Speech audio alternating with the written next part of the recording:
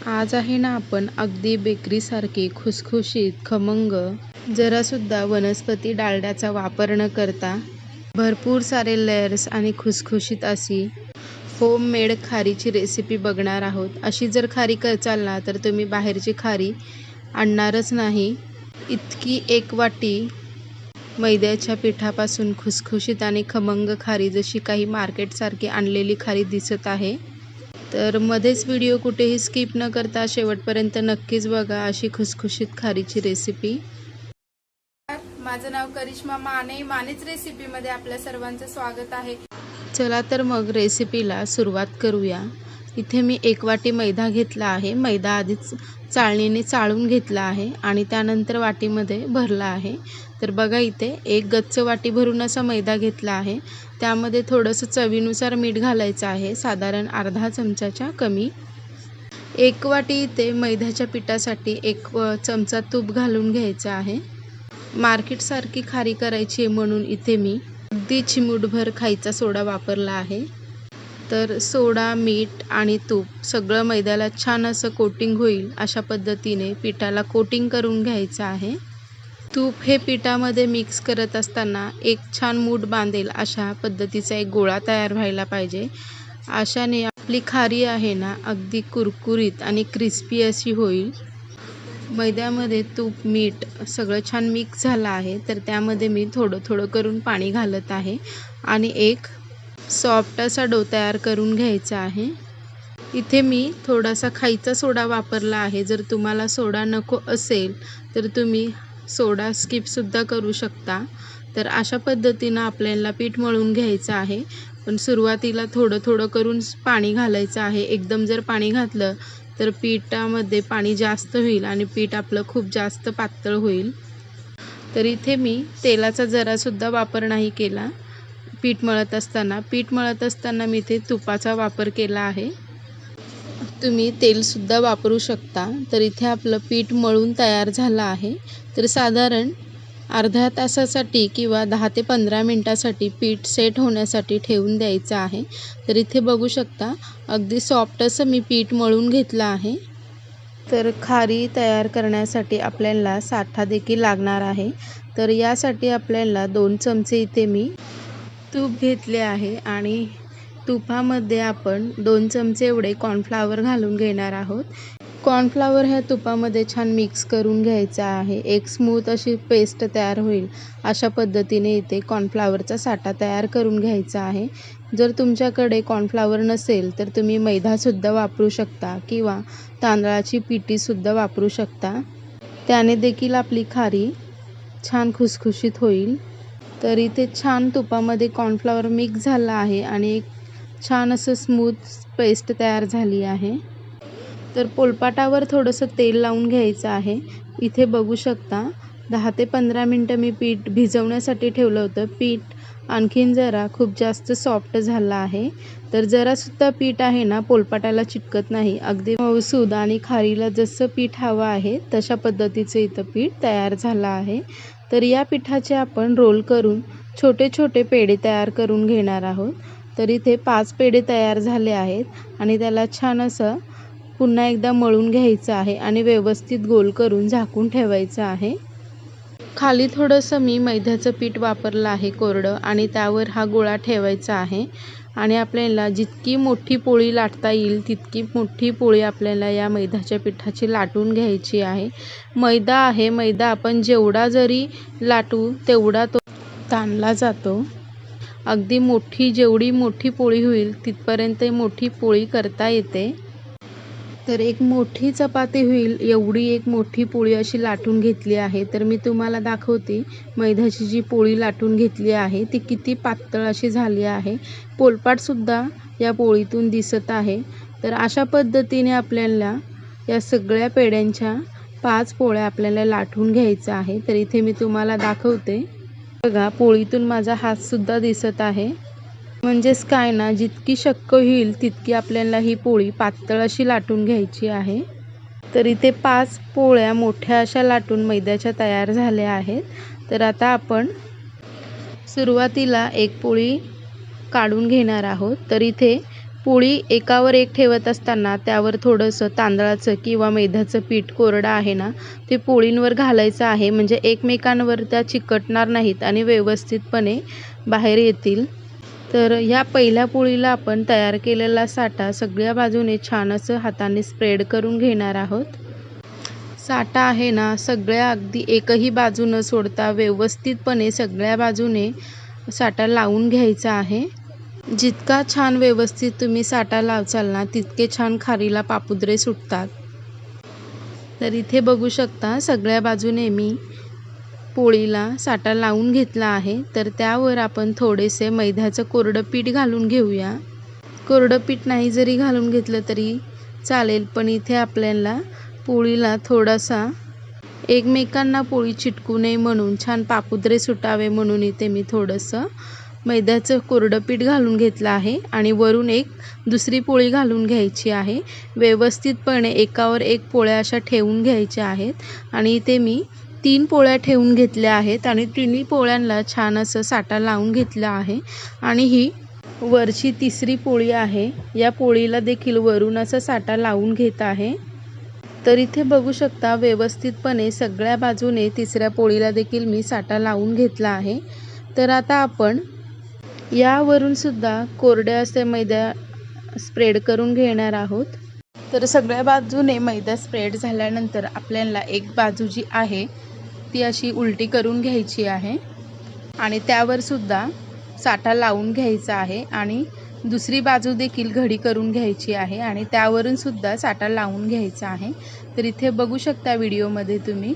आणि वरून साठा लावून झाल्यानंतर त्यावरून देखील आपल्याला थोडासा मैदा वरून भुरभरून घ्यायचा आहे आणि दुसरी बाजू देखील फोल्ड करून घ्यायची आहे. अशा 4 बाजूच्या इथे घड्या तयार करायच्या आहेत चौकोनी आकाराच्या. तर इथे बघू शकता ही एक झाली पट्टी खारीची चौकोनी घडी. तर अशा पद्धतीने आपण 2 घड्या घालून इथे पट्टी खारीसाठी पीठ 5 मिनिटासाठी फ्रीजमध्ये ठेवायचं आहे. इथे मी 5 मिनिटासाठी फ्रीजमध्ये पीठ ठेवलं होतं. जसं आपण चौकोनी आकार दिला आहे खारीला, त्या चौकोनी पद्धतीनेच आपल्याला लाटून घ्यायचं आहे आणि लाटताना हळूवारपणे आपल्याला लाटून घ्यायचं आहे. म्हणजेच अगदी हलक्या हाताने आपल्याला हे पीठ लाटून घ्यायचं आहे. तर इथे बघू शकता चौकोनी आकारातच मी हे पीठ लाटून घेत आहे. अगदीच या पिठाची जाडी मोठी नाही आहे, अगदी मध्यम आकाराची इथे जाडी ठेवली आहे मी. जितकं आपण जाड पीठ ठेवू ना, तितकं आपली जी खारी आहे ना खुसखुशीत न होता अगदी कडकडीत होते. तर चौकोनी आकारात आपल्याला छोटी मिनी पट्टी खारी आपण तयार करून घेणार आहोत. तर इथे बघू शकता 1 ते 1.5 आकारावर इथे मी इंचावर पट्टी खारी आपली कापून घेत आहे. कापतानाच खारीचे जे पापुद्रे आहेत ते दिसत आहेत. तर इथे बघू शकता तुम्ही किती छान आपली खारी वरूनच पापुद्रे सुटल्यासारखे दिसत आहेत. ती तेलात घातल्यानंतर खूप जास्त खुसखुशीत आणि भरपूर सारे लेयर्स असलेली इथे खारी दिसून येते. कढईतलं तेल अगदी मंद गॅस ठेवून कढईतलं तेल तापवण्यासाठी ठेवलं होतं आणि गॅसची फ्लेम अगदी मंद अशी ठेवली आहे. मंद गॅसवर आपल्याला हे खारी तेलामध्ये छान असे क्रिस्पी होईपर्यंत भाजून घेणार आहोत. इथे मी कढईमध्ये एकदासुद्धा चमचाचा वापर नाही केला खारी हलवण्यासाठी. खारी स्वतःहूनच तेलामध्ये पापुद्रे सोडत आहे. तर इथे बघू शकता वरूनच खारी जी आहे आपली खारीने भरपूर सारे लेयर्स सोडले आहेत. तर इथे बघू शकता तुम्ही. आणि गॅसची फ्लेम खारी तळत असताना अगदी मंद अशी ठेवायची आहे, जेणेकरून खारीचे आहेत ना ते अगदी हळूहळू सुटायला सुरुवात होते. तर इथे बघू शकता अवघ्या 5 ते 6 मिनिटांमध्ये खारीने लेयर्स सोडले आहेत. भरपूर सारे लेयर्स असे दिसत आहेत वरून. तर मैद्याची खारी असल्यामुळे थोडासा रंग जो आहे मार्केटमधल्या खारीसारखा दिसत आहे. तर इथे बघू शकता तुम्ही गोल्डन ब्राऊन रंगाला येऊपर्यंत इथे खारी आपली मंद आचेवर तळून घ्यायची आहे. अगदी बेकरीसारखा मार्केटसारखा रंग आला आहे खारीला. तर अशा पद्धतीने आपण सगळ्या खारी तळून घेणार आहोत. तर इथे दुसरी बॅच देखील मी इथे तुम्हाला तेलामध्ये सोडून दाखवते. तर इथे बघू शकता याला देखील हलके हलके पापुत्रे सुटायला सुरुवात झाली आहे. पण खारी तळत असताना मंद आचेवर ठेवून गॅस खारी तळून घ्यायची आहे. जर गॅस मोठा ठेवून खारी तळत असाल तर आतून खारी कच्ची होते आणि वरून खारी करपते. तर इथे बघू शकता सगळ्या खारी ज्या आहेत त्या तळून घेतल्या आहेत मी. तर या खारींचा रंगसुद्धा बघू शकता अगदी बेकरीसारखा आला आहे आणि खूप लेयर्स आणि भरपूर सारी खुसखुशीत अशी ही खारी दिसत आहे. जितकी खारी दिसायला सुंदर दिसते तितकीच खायला देखील खूप खमंग आणि खस्ता अशी लागते.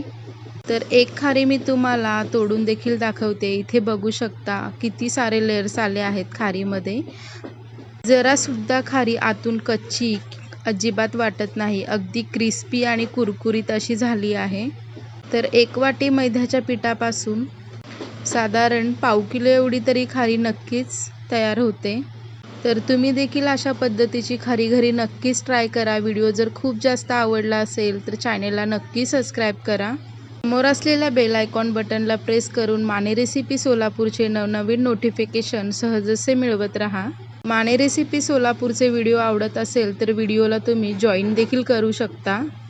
तर व्हिडिओ खूप जास्त आवडला असेल तर तुमच्या मित्रमैत्रिणींपर्यंत सुद्धा ही रेसिपी तुम्ही शेअर करू शकता आणि कमेंट देखील करायला अजिबात विसरू नका. आणि माझ्या या व्हिडिओला भरभरून लाईक देखील करायला देखील अजिबात विसरू नका. चला तर मंडळी पुन्हा भेटूया. मैद्याची खाऊन खारी कंटाळा आला असेल तर घरामध्ये अगदी झटपट होणारी गव्हाच्या पिठाची खारी, भरपूर सारे लेयर्स असलेली अशा पद्धतीची जर खारी करून बघचाल तर मार्केटमधली मैद्याची खारी विसरून जाल. इतकी चविष्ट अशी खारी लागते. चहामध्ये तर ती एकच नंबर लागते. चला तर मग आपण रेसिपीला सुरुवात करूया.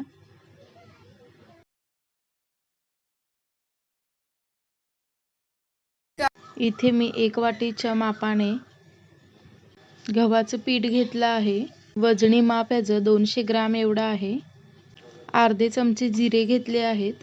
चवीनुसार मीठ घालून घेणार आहोत. आणि इथे 3 चमचे डालडा घेतला आहे. मोठे चमचे इथे मी कॉर्नफ्लॉवर घेतला आहे. हवं तर तुम्ही मैदाही घेऊ शकता. पण इथे आपण गव्हाच्या पिठाचीच खारी करून घेणार आहोत. त्यासाठी इथे कॉर्नफ्लॉवरचा वापर करायचा आहे.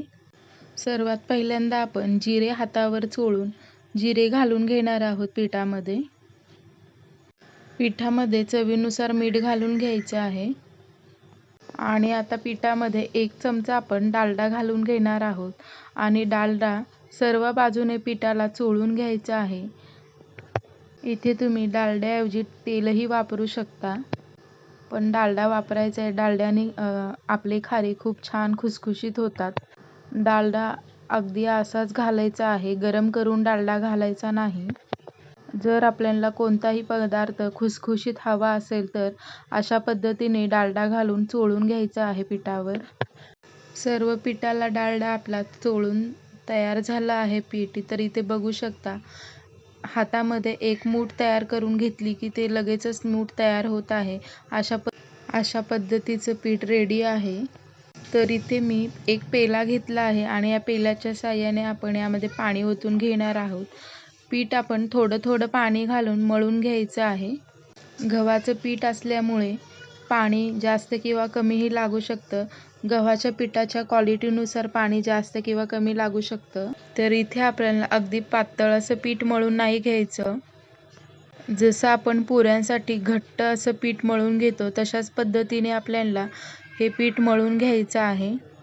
तर इथे बघू शकता आपला घट्टसर असा पिठाचा गोळा तयार झाला आहे. तर इथे हाताने मी दाबून आपले बोट सहज जातील अशा पद्धतीचा गोळा इथे तयार केला आहे. ह्या पिठाला 10 ते 15 मिनिटासाठी सेट होण्यासाठी ठेवून देणार आहोत वर झाकण ठेवून. पीठ आपलं छान सेट होते तोपर्यंत आपण त्याचा साठा तयार करून घेणार आहोत. जसं आपण चिरोट्यांना साठा तयार करून घेतो त्याच पद्धतीचा इथे आपल्याला साठा तयार करून घ्यायचा आहे. तर डालडा छान फेटून कॉर्नफ्लॉवरमध्ये घालून तो परत एकदा छान फेटून घ्यायचा आहे. जोपर्यंत क्रीमी टेक्स्चर येत नाही तोपर्यंत डालडा छान फिरवून घ्यायचा आहे. तर इथे बघू शकता एकाच डायरेक्शनने सतत फिरवून आपलं हे डालड्याचं साठा तयार झाला आहे इथे. तर इथे बघू शकता अगदी क्रीमी असं टेक्स्चर आलं आहे याला. इथे 10 ते 15 मिनटं झालीत आणि आपलं पीठ छान सेट झालं आहे. परत एकदा पिठाला आपण असं घासून मळून घ्यायचं आहे आणि एकजीव करून घ्यायचं आहे.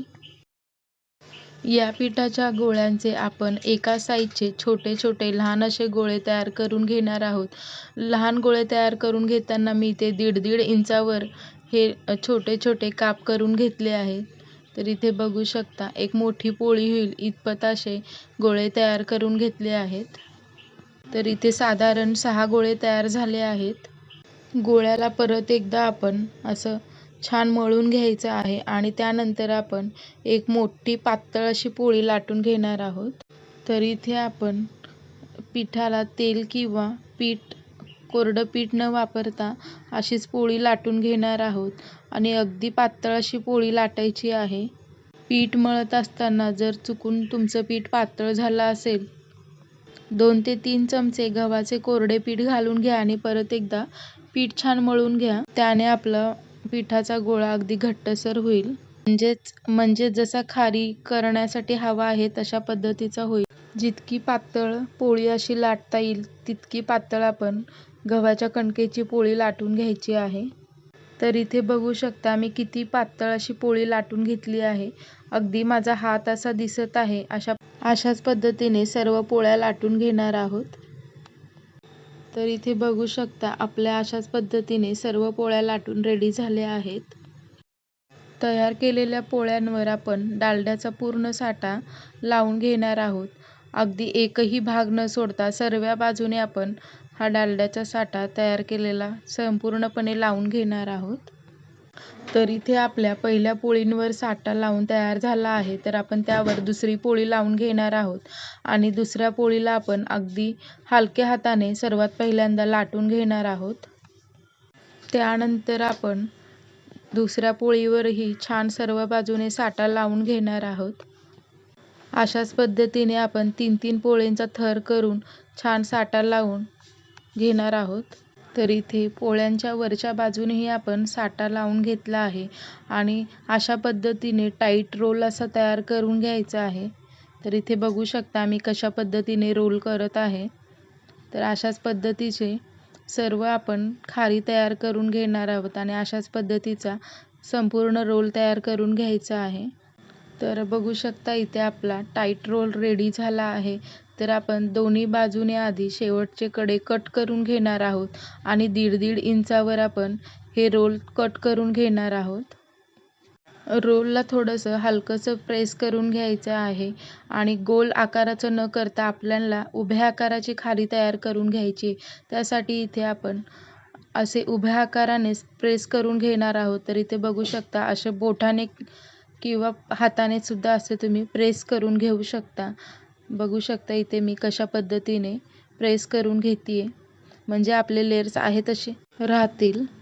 तर इथे बघू शकता आता आपण खारी लाटून घेणार आहोत. तर अगदी हळुवारपणे हलक्या हाताने लांब आकाराची आपण खारी लाटून घेणार आहोत आणि इथे खारी लाटत असताना अगदी हलक्या हाताने आपण ही खारी लाटून घ्यायची आहे. इथे बघू शकता कशा आकाराने आपण खारी लाटून घेत आहे. तर अशाच पद्धतीने आपण सर्व खारी रेडी करून घेणार आहोत. इथे मी गॅस पूर्ण लो असा ठेवून तेल गरम होण्यासाठी ठेवलं होतं आणि त्यामध्ये आता आपण खारी सोडून घेणार आहोत एक एक करून. खारी तळत असताना गॅस आपला पूर्ण लो असाच ठेवून आपण खारी मंद आचेवर तळून घेणार आहोत. 2 ते 3 मिनिटांनंतर तेलामध्ये खारी सोडल्यानंतर इथे बघू शकता त्याचे आपोआपच लेयर्स वरती आले आहेत. तर इथे बघू शकता किती छान आपले लेयर्स दिसत आहे. तर आपण एका चमच्याच्या साहाय्याने तेल आपण त्यावरनं घालून घेणार आहोत म्हणजे त्याला छान आणखीन लेयर सुटतील. एका बाजूने आपली खारी क्रिस्पी अशी झाली आहे तर आपण पलटवून घेणार आहोत. तर दुसरीही बाजू अशीच क्रिस्पी होईपर्यंत छान आपण तळून घेणार आहोत. गव्हाच्या पिठाची खारी असल्यामुळे इथे रंगाचा तुम्हाला फरक जाणवेल. तर इथे बघू शकता आपली खारी गोल्डन ब्राऊन रंगाला आली आहे. दोन्ही बाजूने छान क्रिस्पी आणि गोल्डन रंगाला आली आहे. तर आपण एका प्लेटमध्ये काढून घेणार आहोत. अशाच पद्धतीने सर्व खारी तयार करून घेणार आहोत.